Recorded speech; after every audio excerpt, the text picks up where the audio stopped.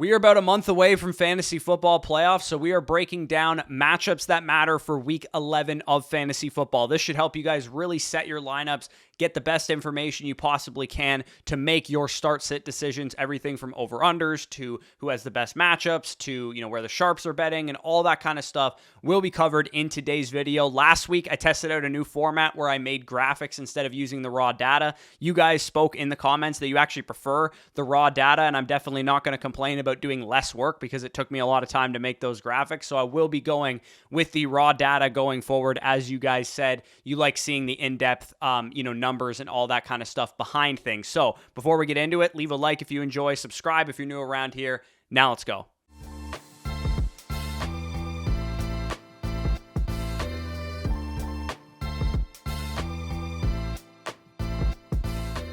All right, quick reminder before we get into the video. Right now, new customers on Underdog Fantasy can get a free square Joe Burrow over half a total yard special pick'em tonight. So if you want to, put some cash on the game and you want to tail this slip with me, you guys can see what I'm rolling with tonight. And if you want to add in that Joe Burrow freebie, you can win up to 20x your money, or you can insure your slip and you only have to hit 4 out of the 5 to hit 10x your money. Use promo code FSC for 100% back on your first deposit right now and get access to this new customer special. Link will be down below in the description and in the pinned comment for that. But let's get those lineups set. Let's start it off with the bye weeks. So we have the Atlanta Falcons, Indianapolis Colts, New England Patriots, and New Orleans Saints on bye this week. Not the most fantasy goodness type of bye week teams like we had last week. I'm sure a lot of you guys were missing some key pieces last week in week 10, but we are going to be missing a couple key contributors, so we're going to have to dig a little bit deeper than if we had no bye week. So over-unders. You guys can see the top 5 over-unders on my left, the bottom 5 over-unders on my right. For the Week 11 slate, these numbers are updated as of Thursday morning. Couple heaters and a couple absolute drizzlers this week. We got the Texans-Cardinals game approaching 50 points on the over-under. That Lions-Bears game up there as well. Dolphins and Ravens implied for a lot of points, so they're putting up the over-unders in their games. And then the Rams-Seahawks game, one of my favorite kind of low-budget DFS games to target this week if you guys are playing DFS. And then a couple games that we want to just be outright avoiding. And again, if you guys are new around here, basically we're going to take in all of this information to make informed start-sit decisions. So if you have a start-sit decision or a couple start-sit decisions, take a piece of paper, write down the two players' names, and chalk up what's going in either player's favor to help you make that decision. So my personal favorite games to attack and avoid here, like I said, Texans-Cardinals game, Lions-Bears, tonight's Ravens and Bengals game I think could be very high scoring. The Browns versus Steelers game looks like an absolute wasteland, a 33-point over-under. Commanders, Bills, Jags, and 49ers team totals are pretty decent, so I'm fine, targeting those specific teams. But the other side of the ball, Giants, Jets, Titans, even the Buccaneers a little bit to some degree, not the greatest situation. I personally think that Bucs and 49ers game is going way over that, but that's just kind of a small micro difference there. Implied point totals here. The Dolphins, the Lions, and the 49ers are the 3 teams here that I am really attacking this week. I think it could be a scoring bonanza for those guys specifically. Looks like we also have good team totals there for the Texans and for the Cowboys respectively. Some of the lowest implied point totals, you guys can see them on my right. Avoid players from the New York Giants, the Carolina Panthers, the Pittsburgh Steelers, and the Tennessee Titans specifically. Buccaneers, like I said, laying too much wood to the 49ers. I think that, the spread is fair. I think it's like an 11.5 point spread for San Francisco, but I personally just think 15 implied points is far too low for the Tampa Bay Buccaneers. The 49ers are an exploitable defense. They're not, a complete game wrecker. They're not going to be able to shut down the Bucs entirely. Hence why I like the over so much in this game, because I know the 49ers will put up points on us, but I think we'll be able to put up some points on them as well. So let's look at where the sharps are betting right now. So this is betting trends where, sharps are taking the under, sharps are taking the over. This is where we get an even bigger insight into what games could potentially shoot out. So some of the games that are catching the most steam on the under right now, we can see the Buffalo Bills and New York Jets game, already a low total, catching a lot of steam on the under. Same goes for that Commanders-Giants game, mainly just due to the fact that nobody has faith in the New York Giants. And then that Browns-Steelers game, the 33-point over-under that it is, I believe that is the lowest of the entire season, or one of the lowest of the entire season that I've seen in an over-under. And the sharps are betting the under on that number right now, so don't really be excited about starting anybody from that game. Kansas City Chiefs and Philadelphia Eagles is one that's definitely going to be a great matchup for real-life playoff implications. predictions, of course, a Super Bowl rematch, but the Kansas City Chiefs have been kind of debating bettors all season right now into thinking that their games will be high scoring, and they really haven't been because they're a defensive team at this point in time, and Mahomes and the offense haven't been, lighting up the scoreboard for 30 points a week, but they are playing the Eagles this week, so it's kind of strength on strength, Eagles offense versus the Kansas City Chiefs defense in that game. So going to be an interesting one. Some of the games that the Sharps are betting the over on, it looks like the Sharps are on board with me that the 49ers Buccaneers line is far too low. I think it should be like 44.5, 45 points. Baltimore Ravens, Cincinnati Bengals. I also really, really like this game tonight to shoot out. Maybe I'm going to look stupid for that. You guys can let me know in the comments if you're watching this on like Friday or Saturday and I said that this game is going to shoot out and it doesn't. Texans-Cardinals game feels a little bit trappy in my opinion, but I do think that game could shoot out. And then the Jaguars-Titans, I also kind of like that one as a sneaky underrated game to potentially have a lot of points in it there. So let's get into the advanced data points. So this is things like pace of play and, DVOA advantages and disadvantages there for some of these teams. When we look at pace of play, obviously the faster combined pace of play that these two offenses have in these respective games, that means more offensive plays, which typically means more fantasy production, more fantasy points. This is the lone bright spot for that Browns and Steelers game. 33 points is just so ridiculously low, but it is the fastest paced game on the entire slate. So maybe we get some more points than we're budgeting for. I think if we do get a lot of points, though, it could be a lot of defensive scores, short fields, maybe defensive and special teams touchdowns. And then again, another feather in the cap there for that 49ers and Buccaneers game, one of the faster paced games on the slate. In terms of slower paced games on the slate here, we have some sneaky trap spots for some of these higher over-unders, but some key defenders missing, especially tonight with that Bengals and Ravens game. We have no Marlon Humphrey, so keep that in mind with that game. I'm a little nervous about that Lions-Bears game being a little bit of a trap, as well as the Broncos and Vikings, which on Sunday Night Football is kind of expecting a decent amount of points, but it could be a bit of a snooze fest, as most of these primetime games this season has been. When we go over to the advantages and disadvantages on the Week 11 slate, you guys can see offensive DVOA versus defensive DVOA is how we calculate these advantages. Ideally, if we're starting fantasy players from these teams, we want a good offense going up against a bad defense. And you guys can see the Seattle Seahawks and the Los Angeles Rams. Seahawks offense versus Rams defense presents the biggest advantage in terms of DVOA on the entire slate. So start up your Seahawks, start up your Dolphins, start up your Detroit Lions, start up your Houston Texans, and start up your Minnesota Vikings. On the other side of things, conversely, we don't want to be starting a whole lot of Carolina Panthers or Pittsburgh Steelers or Los Angeles Rams minus the two top receivers.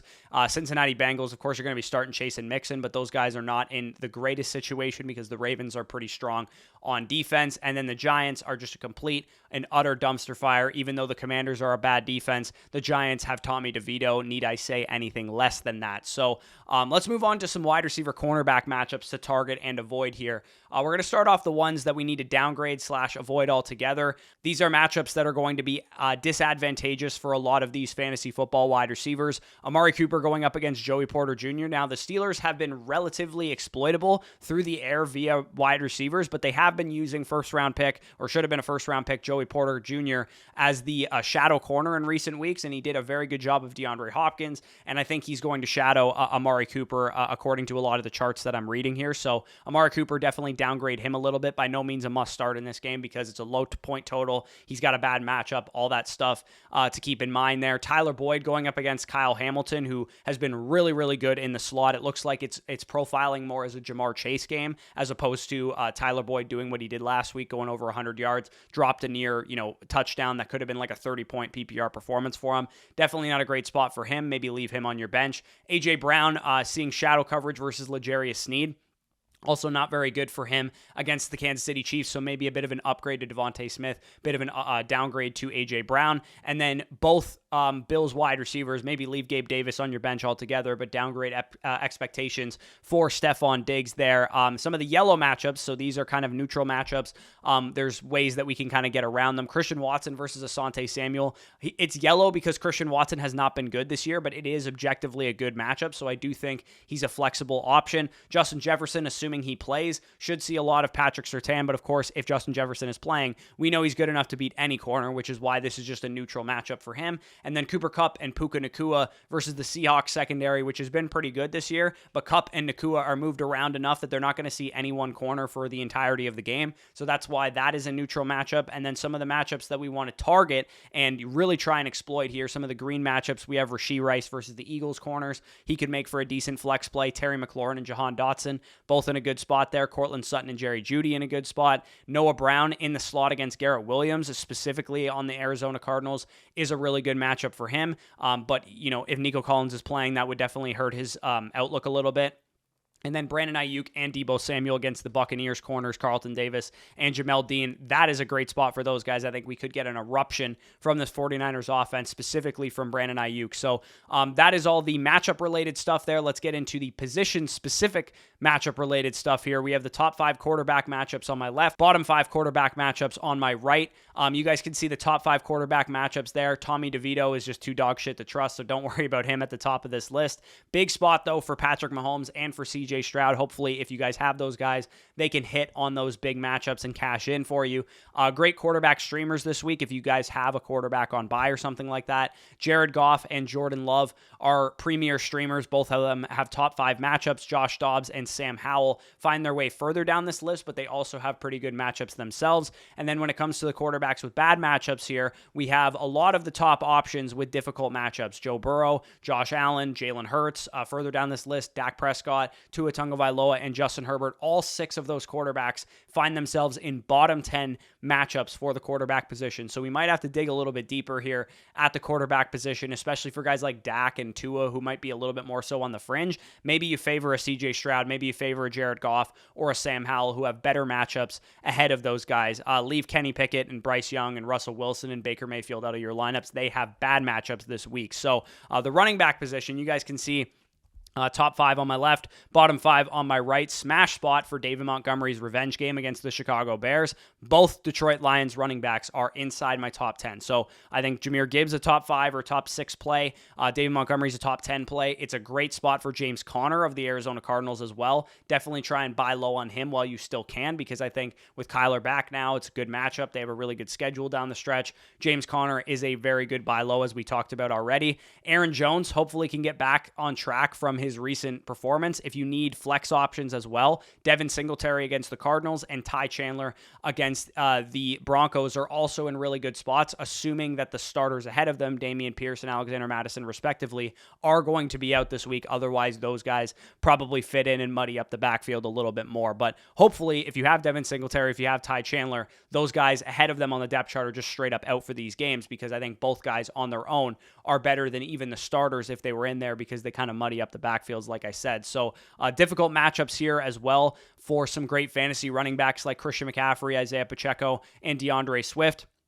Just downgrade expectations for those guys, but they're still in your lineup as top 15, top 20 plays, with CMC as still a top 5 running back and Swift still a top 10 running back for me there.